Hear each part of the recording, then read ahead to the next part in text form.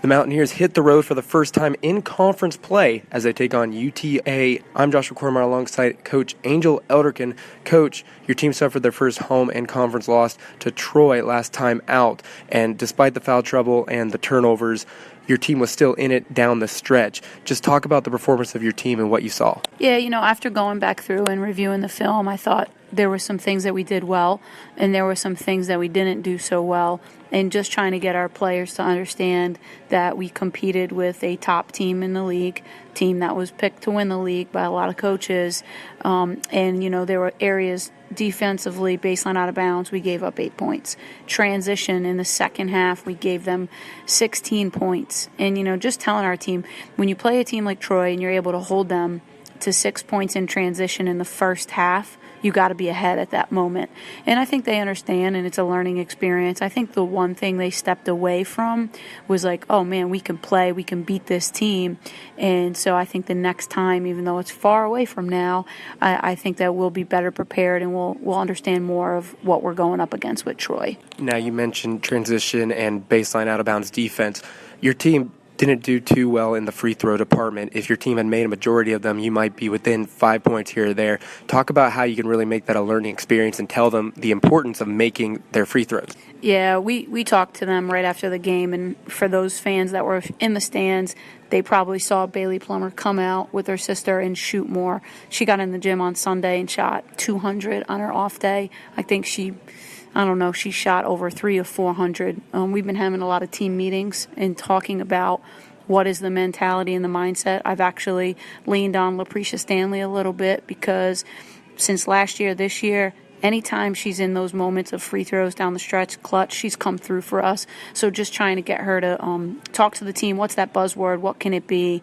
And we had a couple challenging practices this week where I held them accountable for their free throws, and they even talked about how it's such a mindset. So they were aware of the free throws, and we visited, and you and I have talked about this, free throws and turnovers, free throws and turnovers. I continue to make that a point of emphasis, and hopefully as we continue to grow, those will be two areas that we continue to get better at. You mentioned Pre, and along with Pre, Lainey Gosnell has really come on strong and have been the two main offensive weapons for your team.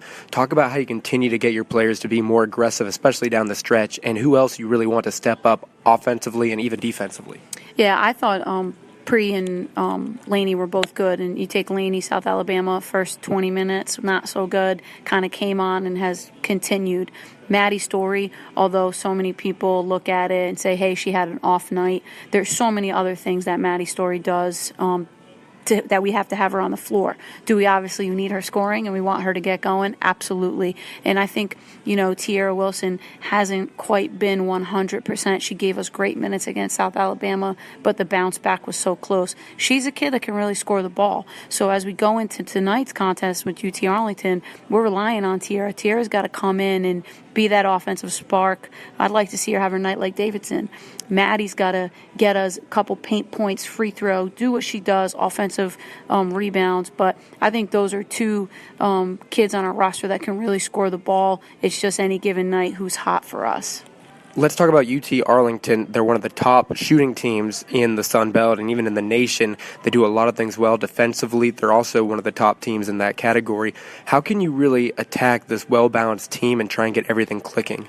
We're really going to have to take care of the ball. I think what makes their statistics so kind of skewed in terms of why they're so good offensively, it's because they're good defensively. They're able to turn people over because they play so many different defenses that end up for layups for them. Then they got a couple guys on their team that can really shoot the three well, and it's not, they're not relying on just one player. They have 3 or 4, and any given night could be any of them. So I think they have a lot of weapons and a lot of unknown weapons. When you look at a scouting report and you look at their top 5, as I'm preparing for the game, I'm worried about their bench, to be quite honest with you. McGowan, number 1, is a kid who hurt us last year.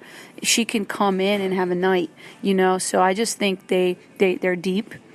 They play a lot of bodies, and they're playing very confidently right now. One area that they aren't actually one of the best teams in is rebounding, which is a big part of your team, and you also shut down the number 1 rebounding team in the nation, out rebounding them last time out against Troy. I know it's a big emphasis for you, but how can you continue to tell your team and get them even better on the boards?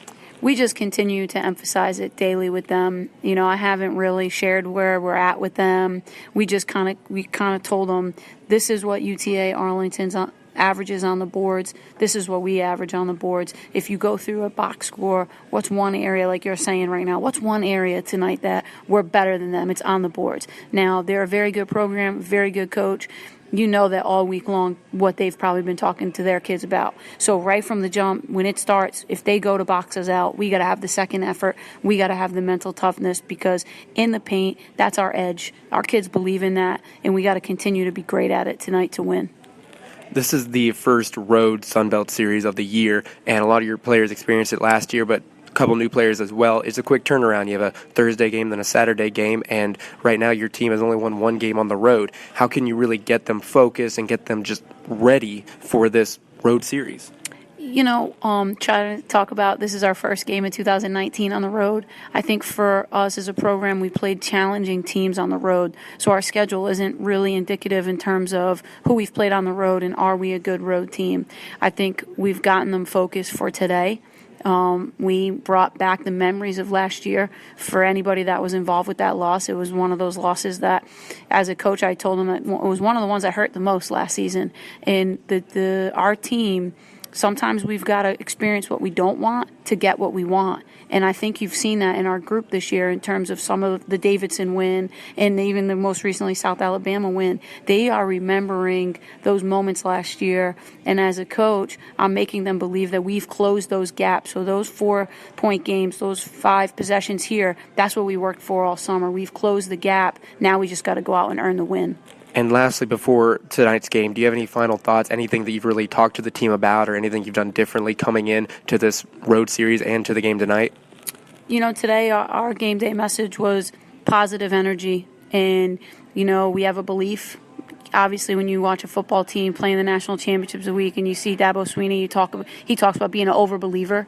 We have a high level of belief. We have a vision as to where we're going. And we got a great group that's really bought into it. So I think as long as we can continue to keep our belief, keep our energy going right, okay, we can continue to get better today. Well, thank you, Coach, and we'll talk to you after the game. Thank you.